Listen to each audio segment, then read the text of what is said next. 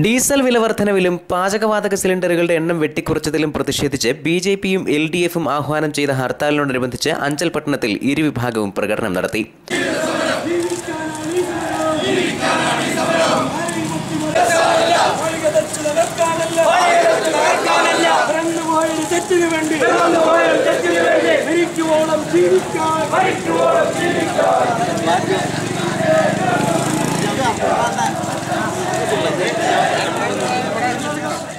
CPM നടത്തിയ പ്രതിഷേധ പ്രകടനം അഞ്ചൽ ഏരിയ കമ്മിറ്റി ഓഫീസിന് സമീപത്തു നിന്ന് ആരംഭിച്ച് കോളേജ് ജംഗ്ഷൻ വഴി അഞ്ചൽ പ്രൈവറ്റ് ബസ് സ്റ്റാൻഡ് മൈതാനിയിൽ സമാപിച്ചു.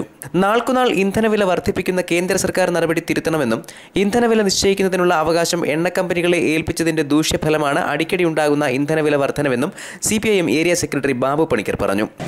ഒരു പാചകവാതക സിലിണ്ടറിന് 427 രൂപ 50 പൈസ വിലയാണ് ഇപ്പോൾ നിശ്ചയിച്ചിട്ടുള്ളത് സബ്സിഡി നിരക്കിൽ. അത് 6 സിലിണ്ടർ കഴിഞ്ഞാൽ വരുന്ന ഓരോ സിലിണ്ടറിനും 800 രൂപയോളം കൊടുക്കേണ്ടതായി വരും. അങ്ങനെ 6 സിലിണ്ടറുകൾക്ക് ഏതാണ്ട് 400ഓളം രൂപ വർദ്ധിക്കുന്നതിൻ്റെ ഭാഗമായി ഏതാണ്ട് 2000-ലധികം രൂപയുടെ ബാധ്യത ബഹുജനങ്ങളുടെ മുകളിൽ, ഉപഭോക്താക്കളുടെ മുകളിൽ അടിച്ചേൽപ്പിക്കുന്ന സമീപനമാണ് പാചകവാതക സിലിണ്ടറിൻ്റെ എണ്ണം വെട്ടിക്കുറച്ചതുമായി ബന്ധപ്പെട്ടുണ്ടായിട്ടുള്ളത്. പ്രകടനത്തിന് CPIM ഏരിയ കമ്മിറ്റി അംഗം S. Sivaprasad, S. Sooraj, S. Baiju, Bhasi, VS Satheesan തുടങ്ങിയവർ നേതൃത്വം നൽകി.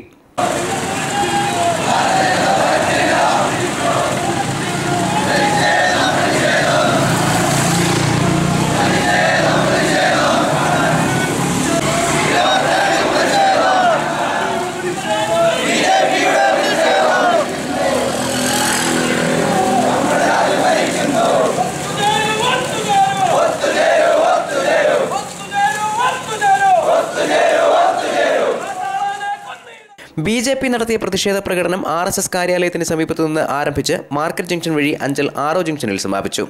പ്രകടനത്തിന് BJP നേതാക്കളായ ആലഞ്ചേരി ജയചന്ദ്രൻ, കാട്ടയത്ത് ബാബു, അലൈമൺ ഗ്രാമപഞ്ചായത്ത് അംഗം രാജു, അഞ്ചൽ മഹേഷ്, ഏരൂർ മോഹനൻ തുടങ്ങിയവർ നേതൃത്വം നൽകി. പൊതുവെ അഞ്ചലിൽ ഹർത്താൽ സമാധാനപരമായിരുന്നു. അഞ്ചലിലും പരിസര പ്രദേശങ്ങളിലും കടകമ്പോളങ്ങൾ അടഞ്ഞുകിടന്നു. KSRTC അടക്കമുള്ള വാഹനങ്ങൾ സർവീസ് നടത്തിയില്ല. ഹർത്താലിനോടനുബന്ധിച്ച് സർക്കാർ സ്ഥാപനങ്ങളുടെ പ്രവർത്തനം പൂർണ്ണമായി നിലച്ചു. News bureau, Anchal.